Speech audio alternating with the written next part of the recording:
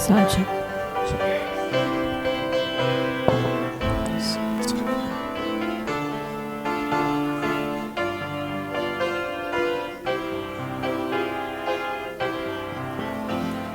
Ako'y naligtas, buhay ko'y naging maligaya, sapagkat ang aking kaluluwa ay sa langit mapupunta.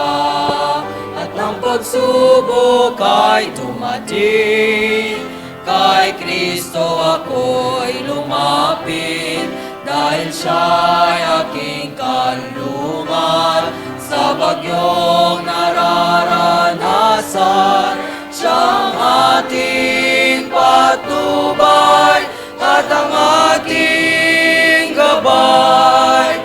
At ako ay ahawak sa kanyang mga kamay, magpapatuloy mananatili na siya'y paglingkuran, sapagkat ako'y kanyang iniligtas, iniligtas.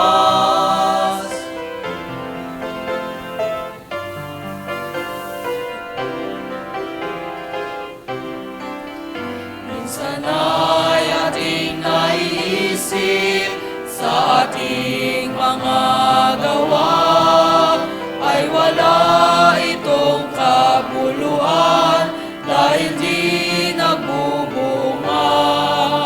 Ngunit sa harap ng Diyos, tayo'y sumasagana, basta tayo'y magpatuloy at magtiwala sa Kanya. Siyang ating patnubay at ang ating gabay.